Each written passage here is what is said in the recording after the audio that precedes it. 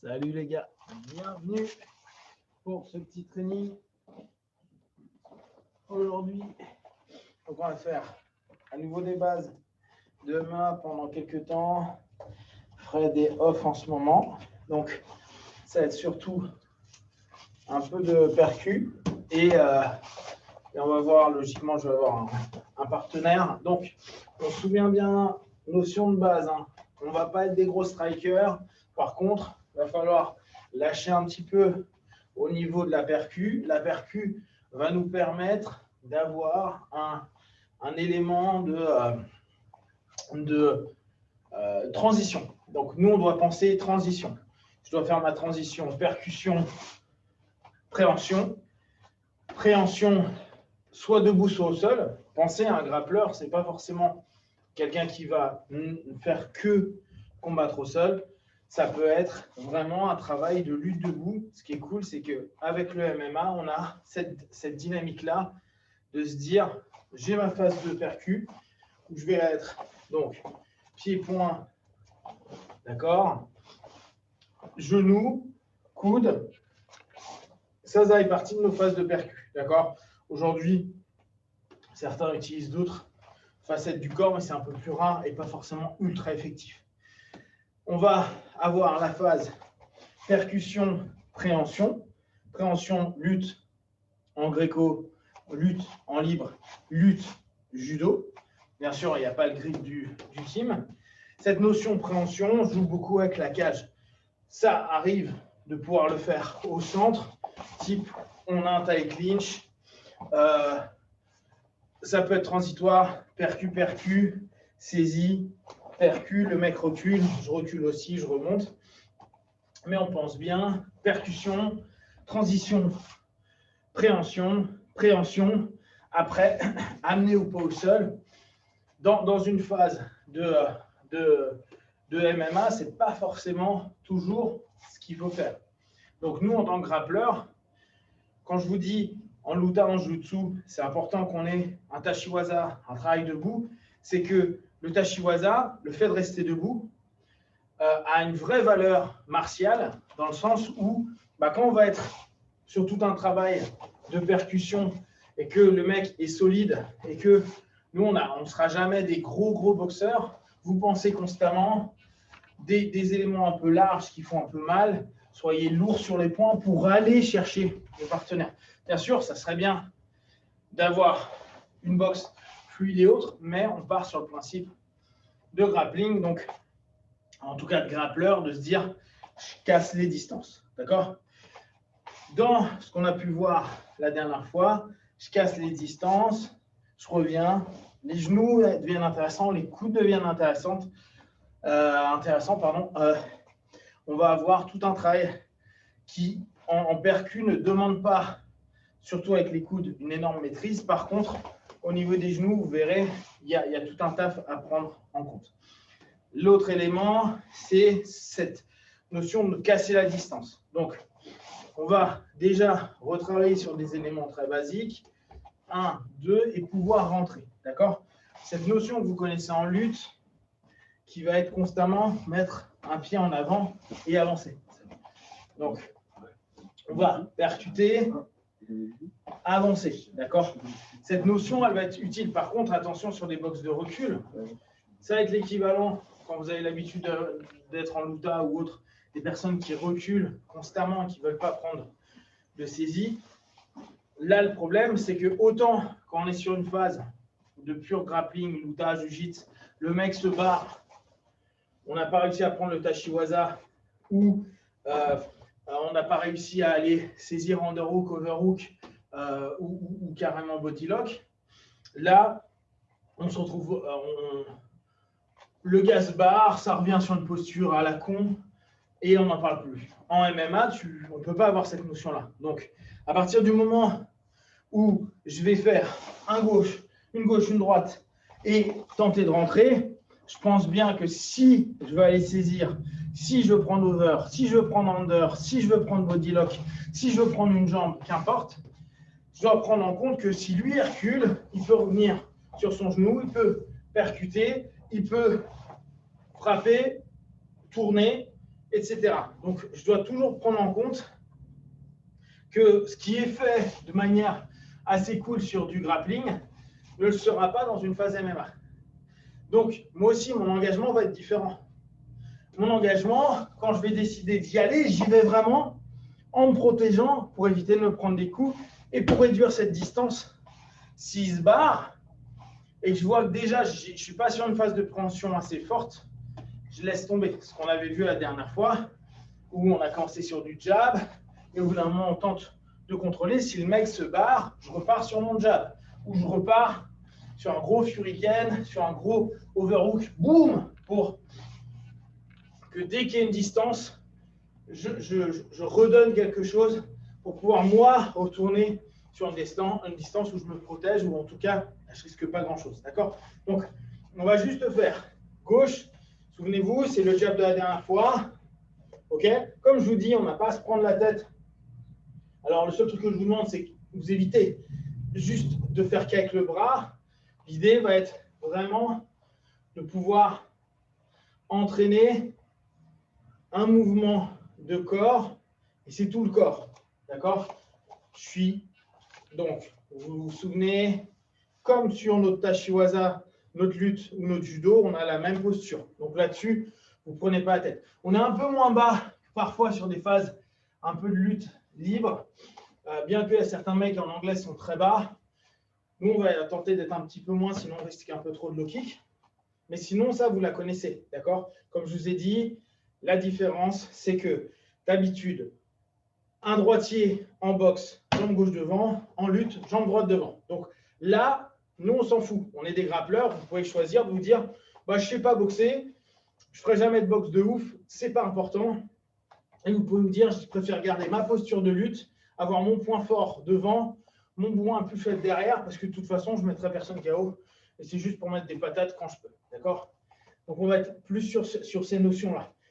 Se dire, on se souvient, donc, ce n'est pas que le bras, parce que le bras, vous allez voir, c'est tendre, détendre, ça ne sert pas à grand-chose. Donc, on tente constamment d'avoir le corps qui va.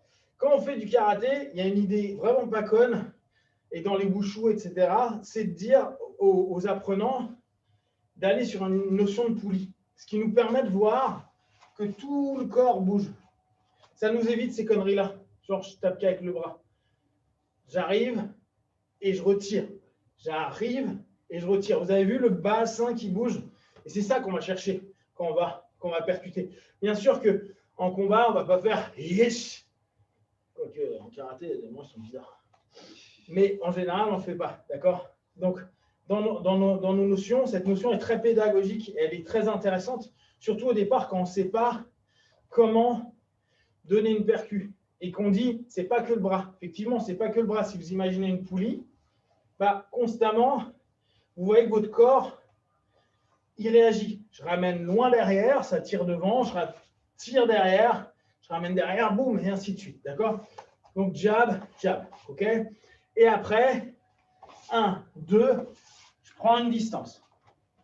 Je vais prendre, tu me dis quand tu es bien, tu as mal quelque part. Tendon du talon qui vient de péter. Qui est vraiment boité. Merde. Donc, l'idée, c'est mon partenaire.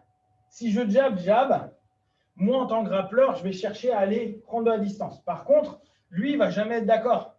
En général, issu de la percu en plus, si je fais 1, 2, bon, s'il reste là, c'est cool. Voilà, il va d'une part me redonner des droites.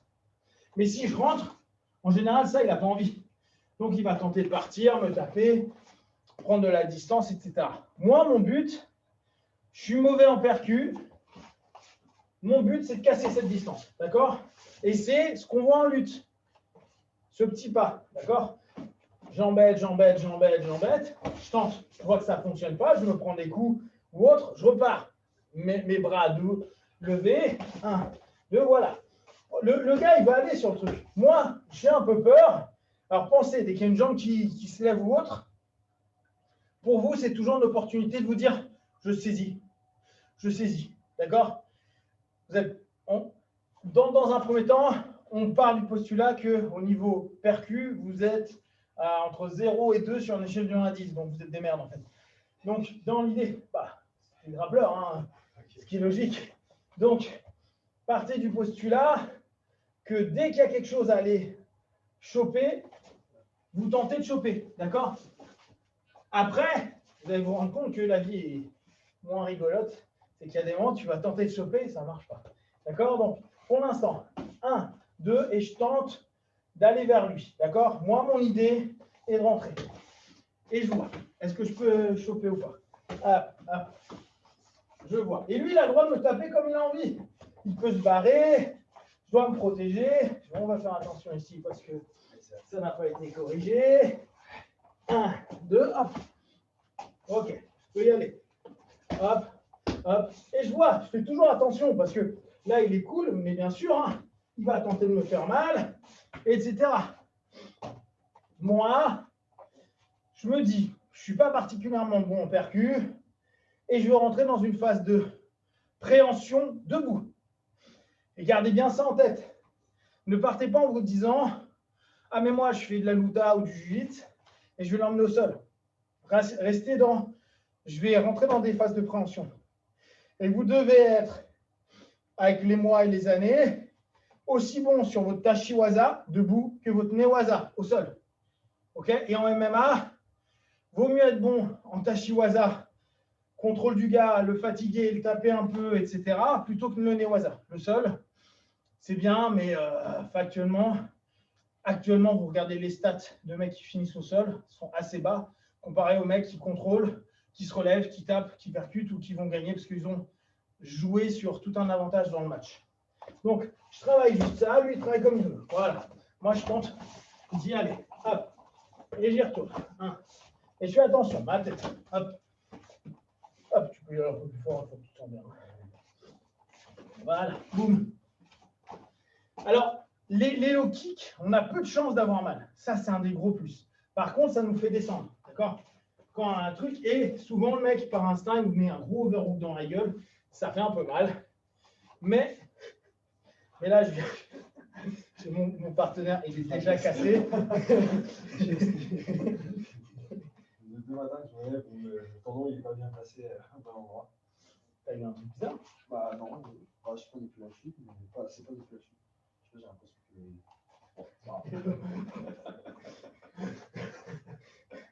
Donc voilà, faites du karaté, vous verrez, ça vous fait du bien au corps.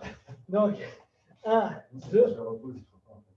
Oui, c'est ça, on connaît. Donc, on pense toujours à cette notion-là. Bien sûr que s'il me donne des low kicks, je peux aller les choper. Par contre, ça va vite, un low kick. Là, on est sur des phases non actives. Vous allez voir sur des notions un petit peu plus actives. Voilà, ça va être un peu con. Donc après, une fois que je le fais, je peux le faire venir dans mon jeu. Alors ça, on le verra au fur et à mesure, mais après, ça dépend aussi de vos cuisses. Mais je peux le tenter, c'est-à-dire le tenter constamment, voir et voir ce que ça donne. Je le tente, voilà. Et je me dis, tiens, ça fait 2 fois. Ou il y a un autre truc, ça c'est si vous avez un niveau 3, 4 sur de la percu, vous jouez un low kick et la plupart des gens, ils adorent remiser.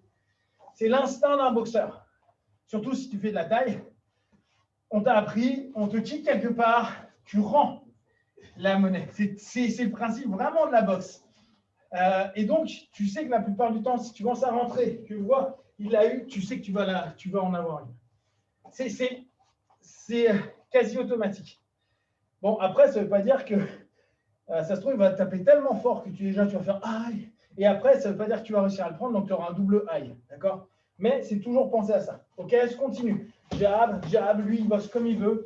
Voilà. Je tente de voir. Vous avez vu, je tente d'avoir toujours cette notion. Là, je ne descends pas ma tête. En tout cas, je vais éviter, pour justement éviter ce fameux coup de genou. D'accord? Je suis là, je fais des avancées. Ce qui m'intéresse, c'est ces avancées-là. Alors, on pourrait limite faire comme ils font en Jet Kundo, avec tout le relativisme qu'on peut avoir dessus. C'est nous, là, vous avez vu, on fait un pas comme en lutte. En jet, ils vont partir sur un chassé. C'est pas con. C'est pas con, notamment quand vous allez avoir un peu plus de background en percu, où on peut se dire, soit je tente de rentrer, soit je repars. D'accord? Maintenant, c'est pas courant, mais c'est juste pour que vous ayez une idée. Il n'y a jamais un modèle juste en MMA, c'est ça qui est vraiment cool, c'est qu'on peut venir avec plein de modèles. Mais ça peut être intéressant de se dire, je suis là et je pars là. D'accord? Maintenant, ça peut me permettre de faire ça aussi. OK? À vous de voir. Je continue, il fait ce qu'il veut, moi je jab et je tente juste de rentrer. Juste sur mon jab. Vous voyez, je tente d'avoir ma colonne droite. Là, j'ai mes hanches un peu loin. Pensez toujours, le but est de mettre le genou le plus à l'intérieur. Là-dessus, on est dans nos pures logiques de lutte. La seule différence, c'est qu'avant, je peux me prendre des coups. Mais bon, c'est un détail. Donc, on est là. Et ce que je vous disais donc juste avant, je peux très bien, on travaille normal, j'arrive sur une phase de préhension, mais lui, il ne veut pas, il se barre. Deux choix, soit je continue parce que je sens que j'ai un bon grip, soit je ne l'ai pas, je dois repartir. N'hésitez pas en ressortie à mettre un gros overhook. N'oubliez pas, vous serez, à moins que vous vous spécialisez en percu, vous ne serez jamais des monstres en percu. Donc un overhook, à peu près n'importe quel gars bourré dans la rue est capable de le faire. C'est d'accord? Et en sortie, ça peut nous aider du type jab, jab, je tente de rentrer. Le mec s'est barré, réflexe, gros overhook. Au moins, je suis sûr qu'il ne remise pas tout de suite.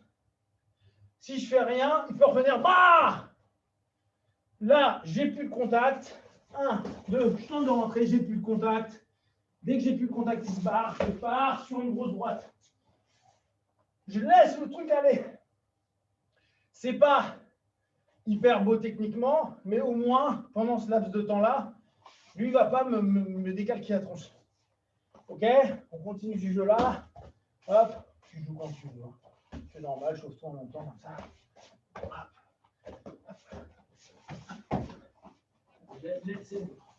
Donc, pensez bien, ma préhension debout a autant d'importance que ma préhension au sol.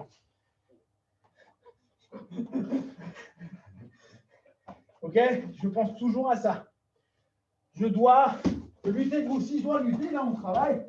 Là, je suis sur de la lutte, je travaille. Voilà, je fais attention. Comme je vous disais, au genou, tête, non, on n'a pas le droit. Coude. Pensez, hein, en Leiwei, on a le droit au coup de tête. En Daidojuku, on a le droit au coup de tête. D'accord? Bon, c'est pas commun dans les règles, mais c'est toujours sympa. À se dire, quand je suis ici, un coup de tête, ça part super vite. Hein. Et ça change toute la physionomie du match. Hein. D'accord? Pareil, hein, quand on rajoute les coudes, c'est tendax. Hein. Donc, on pense, je suis en préhension, et vous devez commencer à avoir un jeu qui emmène soit au sol, soit qui contrôle. Alors, on revient sur notre principe qui est très typique des arts de préhension. À l'inverse de la percu, où tout est dynamique et il y a une recherche de sap et de KO, nous, on a un travail qui joue sur le contrôle. Et là encore, vous êtes grappleur, donc des personnes qui se spécialisent dans la préhension. Donc, ce principe, il doit se faire aussi bien sur la préhension debout qu'au sol. On a pris l'habitude, de par le judo ou la lutte, de se dire, mon objectif est d'emmener le gars au sol ou de le projeter, d'accord? Takedown ou throw, d'accord? Project ou amener au sol. On pense à un truc tout con, c'est que je dois être dans une phase courte dans laquelle je vais devoir contrôler. Le cœur du système de préhension, c'est le contrôle. Oui, on pourrait se dire le cœur, c'est la sub, ou au judo, c'est la projection. Mais en fait, il faut d'abord que j'ai un contrôle pour créer un déséquilibre, pour après aller sur ma projection et potentiellement créer une percussion qui met KO. C'était ça l'idée de la projection initialement. Nous, on se dit, OK, on est dans un modèle où dès que je suis en préhension, je dois contrôler. Pensez vraiment à ça. D'une part, parce qu'un combat de MMA, c'est 3 rondes ou 5 rondes, et que vaut mieux que je contrôle quand je suis là, que je passe du temps à contrôler ici, et pas me prendre trop de coups et peut-être un peu l'allumer, taper au niveau des pieds. Je vais décaler un peu pour que vous puissiez voir. N'oubliez pas, il y a taper sur les pieds qui est devenu très à la mode depuis 5-6 ans. Vaut mieux que je sois là et lui, il n'est pas à l'aise et qu'il veuille sortir ou qu'il n'est pas heureux et qu'il truc. Moi, là-dessus, je suis dans du contrôle. D'un point de vue énergie, c'est assez bas. Ce n'est pas trop compliqué. Donc, ma phase de préhension, elle est hyper importante pour ça. À chaque fois que je pense préhension, je pense contrôle. Et ne pensez pas préhension veut dire immédiatement takedown. Là, vous allez voir, c'est ce que je vous expliquais lundi. La cage fait partie complètement du monde du MMA. Donc, bien sûr, si j'arrive en préhension ici et que là, il veut se barrer, c'est assez facile pour lui. Il a de la distance. Et après, bon, à moi de me dépatouiller. Par contre, je suis là, je l'embête un peu. Boum, je l'embête. Voilà, je l'amène, hop, je rentre. Là, qu'importe ce qui se passe, boum, je la rentrée. Là, j'exploite ou je vais, comme dans votre match de grappling. En grappling, vous ne devez pas sortir de votre zone. Et on vous dit souvent, ramène sur le centre. Ramène au centre, va au centre, prends le centre. Même chose. Là, j'ai pris le centre et je l'emmène, sauf que j'exploite la cage. Après, en fonction de vous, ouais, je suis un monstre en projet. Et je sais qu'au sol, je le contrôlerai mieux. Nos problèmes. Mais si vous êtes bien sur des projets hautes, même, et on verra un autre taille clinch, c'est cool, faites. Je préfère que vous restiez sur une phase de grappling debout que d'aller au sol. On verra pourquoi au fur et à mesure. Vous n'allez au sol que quand vous êtes au-dessus, vous sentez que vous pouvez taper le mec ou taper le mec. D'accord? Parce que dire, ouais, je vais le soumettre, tranquille. D'accord? Je reprends toujours un même ref parce qu'on l'a eu il y a à peine un mois et demi, Rodolfo Vieira. OK? Pourtant, il n'y a pas meilleur grappleur que lui. Donc, je vais travailler. On travaille. En gros, mon jab, maintenant, il a une intention. Ce n'est pas de le mettre KO parce que je suis grappleur, je ne suis pas bon. En percu, en tout cas, on considère qu'on n'est pas bon. Mais par contre, je peux l'embêter à dire, je vais chercher à l'emmener. Donc, en gros, on peut commencer d'un peu loin et me dire, ah, je le pousse. Moi, je l'emmerde. Et elles sont dégueulasses, mes frappes. Mais tant qu'il recule, moi, ça me va. On arrive dans un truc. Et là, je peux faire mon step et tenter de rentrer. D'accord? Après, à moi de jouer ma préhension au niveau de la cage. Est-ce que je l'emmène au sol ou pas? C'est à vous de voir. Quelle ronde, où, quand, comment, la force de mon partenaire. Moi, je sais que par exemple, Antonio, il ne veut pas rester 10 000 ans, donc souvent il se barre. Mais vu qu'il veut se barrer, bah, je le laisse fatiguer. Et quand le moment il commence, moi, ça devient fatigant pour moi, je lâche. Mais je sais qu'il a son stamina qui a diminué. Donc moi, je me dis, OK, on retourne en percu, mais il va être moins performant, moins rapide, moins truc, etc. Tout ça, ça fait partie de votre jeu. Vous dire, vaut mieux que je reste comme ça, et que là, ils se battent, voilà, à vouloir se barrer, avec des petits coups par-ci, par-là, etc., etc. Et que moi, pendant ce temps-là, bah, je m'en fous, hop, je prends mon 10 doigts, je maintiens, voilà, il veut rentrer, je tape un peu, il s'énerve, puis au moment moment, je sens qu'il est bien, il se barre, et là, je me dis, bon, bah, cool, je reprends ma garde haute, et je recommence mon jab, je ne m'implique pas trop. Et vu que là, lui, il doit récupérer, tu sais que déjà, bah, il y a plus forte chance que quand il va me faire un low kick, il soit moins fort, et ainsi de suite, et donc je peux revenir sur une phase de préhension. Voilà, on pense vraiment ça. Notre idée, c'est, nous en tant que grappleur, casser la distance, mais tout le temps être sur de la percu. Ma percu de base, c'est mon jab, d'accord? Ne cherchez pas à jabber pour, bam, taper fort.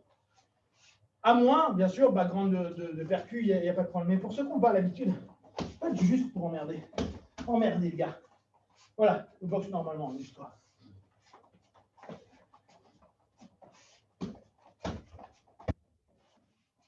Mon but, c'est juste ça. C'est l'habituer en haut, milieu, en bas, que ça rentre ou pas, je m'en fous. J'utilise ma main comme une antenne. Donc, je vais être plus. Là, vous avez vu, j'exagère. En combat, j'exagère même pas. Quoiqu'au bout d'un moment, vous allez voir votre main là, elle doit être ici. Ce qui n'est pas à faire, mais ça nous arrive souvent. Vous protégez parce que là, votre coude, il est cool pour ça. D'accord? Tant que je suis là, des grosses patates dans la tête, c'est pas évident. Je ne dis pas qu'il n'y arrivera pas. Il pourra me mettre un gros hook ici. Ça peut rentrer, mais protégez-vous. D'accord? Là, comme ça, en général, il n'y a pas énormément de percus visage qui vont faire mal. Trop mal. D'accord? Il y en a qui vont faire mal, mais pas trop mal. Donc, on est dans cette notion. Et lui, il bosse.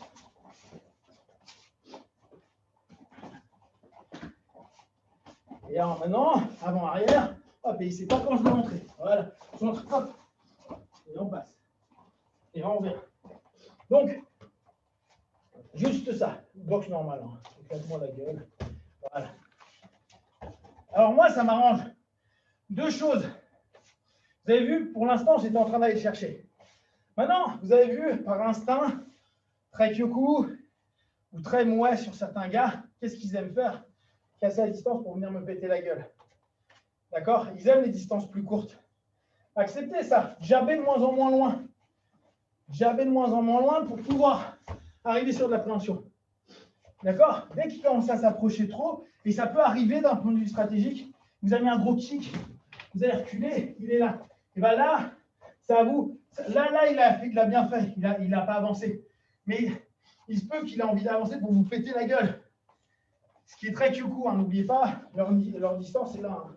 Donc ils combattent d'ici. Ils ont énormément l'habitude de combattre court. Donc souvent, instinctivement, ils cassent cette distance-là. Pour un grappleur, c'est cool. Ça dépend si vous prenez le mawashi avant, mais c'est cool en général. D'accord?